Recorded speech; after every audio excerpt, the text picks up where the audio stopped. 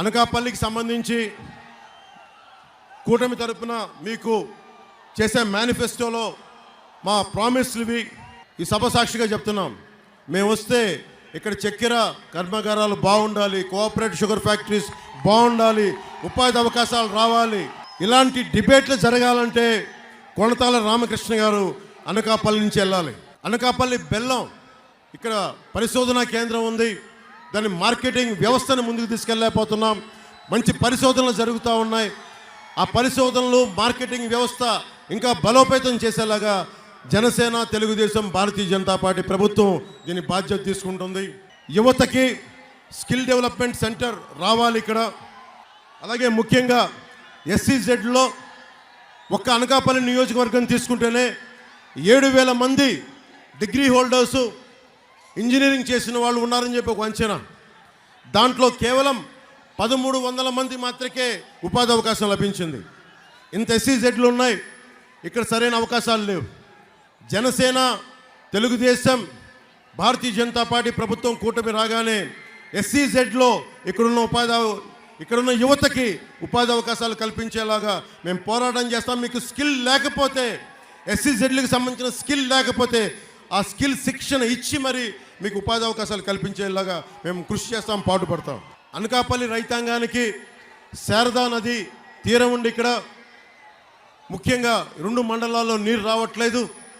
దానికి సంబంధించి ఇక్కడ ఏమైతే మన కాలువలు ఉన్నాయి, కాలువల్లో కనీసం గ్రోయిల్ని అంటే అడ్డుకట్ట వేసి పొలాలకి పంపించే ఆ వ్యవస్థని సరిగ్గా మరమ్మతులు చేయట్లేదు.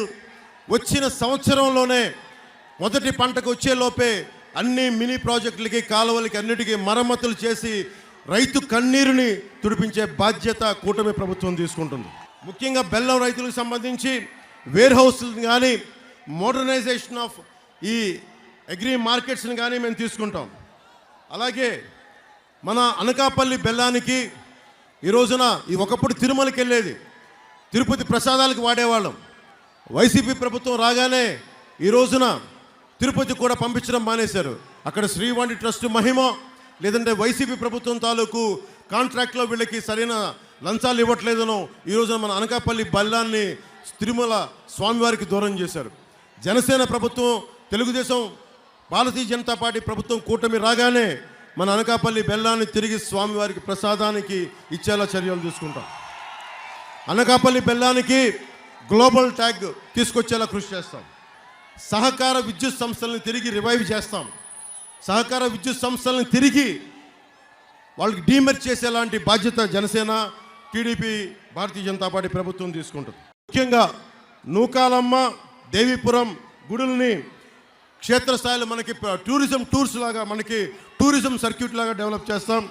అలాగే బొజ్జనకొండ మనకి హీనయాన, మహాయాన ఈ బుద్ధిస్టు సర్క్యూట్నంతా కూడా అంతర్జాతీయంగా టూరిస్టులు వచ్చేలాగా నిజంగా మనకి ఈ సర్క్యూట్ని డెవలప్ చేస్తే మనకి చాలా ఉపాధి అవకాశాలు వస్తాయి. శారదా నది తీరాన్ని ఒక గొప్ప టూరిస్ట్ స్పాట్గా చేసి మనందరికీ కూడా కంటికి ఆహ్లాదంగా ఉండి సాయంత్రాలు వెళ్ళేలాగా మనకి టూరిజం డెవలప్ అయ్యేలా, మీ అందరికి ఉపాధి అవకాశాలలాగా వచ్చేలాగా సంపూర్ణంగా మేము కృషి చేస్తాం. NTR గవర్నమెంట్ ఆసుపత్రి ఉంది మనకి. పీలా గోవింద్ గారి సమయంలోనే దానికి ఏసీలు కూడా చేయించారు ఆయన. మనకి పేషెంట్స్కి బాగుంటుందని చెప్పి పాపం NTR గవర్నమెంట్ హాస్పిటల్ ఆయన చేయిస్తే ఈ రోజున ఆ పరిస్థితి ఎలా ఉంది?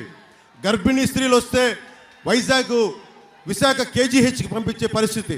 అలాగే మన అనకాపల్లిలో కూడా బరోడా లాగా, లాస్ వేగాస్ లాగా ఇక్కడే ఒక బలమైన ఈ శుద్ధి చేసే కేంద్రాలను పెట్టి ఇక్కడికి దీన్ని దుర్వాసన లేని అందంగా చూసేలాగా ఈ ప్లాంట్ని ఒకటి పెట్టిస్తాం. దీనిని కొణతాల రామకృష్ణ గారి ఆధ్వర్యంలో ఉత్తరాంధ్ర సుజల స్రవంతి ఇరిగేషన్ ప్రాజెక్ట్ మొదలైంది.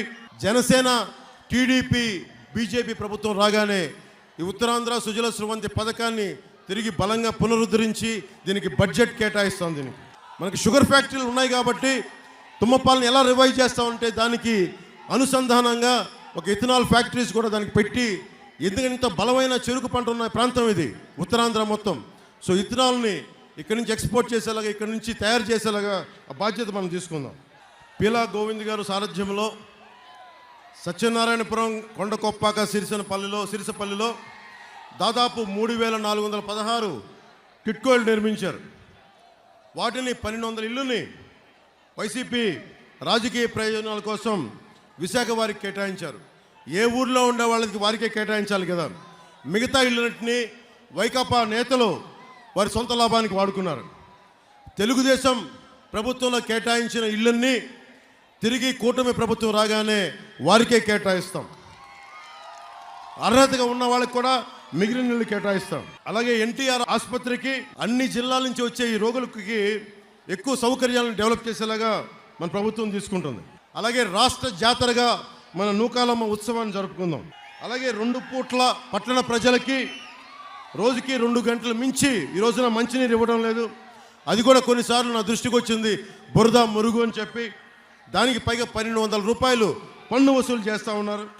అగనంపూడి నుంచి పైపుల ద్వారా మన అనకాపల్లి పట్టణ ప్రజలకి నీరు అందివ్వడానికి 32 కోట్ల రూపాయలతో పైప్ పనులు చేపట్టారు, కానీ వైసీపీ ప్రభుత్వం పూర్తి చేయలేదు. వాటిని పూర్తి చేసి 2 పూట్ల స్వచ్ఛమైన నీళ్లు అందించేలాగా కూటమి ప్రభుత్వం తీసుకుంటుంది. ఎన్నికల ముందు హడావిడిగా రోడ్లు విస్తరణ పనులు చేపట్టారు.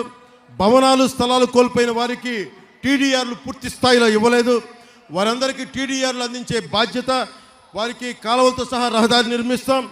నూకాలమ్మ రహదారి విస్తరిస్తాం. కొణతాల రామకృష్ణ గారు మంత్రిగా ఉన్న సమయంలో ప్రధాన రహదారి నిర్మించారు. అదే సమయంలో నాయుల వీధి విస్తరణ చేశారు. ఈ పీలా గోవింద్ గారు సత్యనారాయణ గారి హయాంలో పెరుగు బజారు విస్తరించారు. భవిష్యత్తులో అన్ని రోడ్లని విస్తరించే స్థాయిలో చర్యలు తీసుకుంటాం. కసింకోటలో పంట పొలాలకు వెళ్లేందుకు శారదా నదిపై నిర్మిస్తున్న మన వంతెన ఆగిపోయింది, మధ్యలో ఆగిపోయింది. అనకాపల్లి మన ఎంపీగా ఉన్నారు. రేపొద్దున కేంద్రం నిధులు మనకు అండగా ఉంటే రేపొద్దున మన అనకాపల్లి నియోజకవర్గంలో ఎలాంటి వంతెనలు కావాలన్నా కేంద్ర సహకారం కొన్ని ప్రత్యేకంగా అవసరం.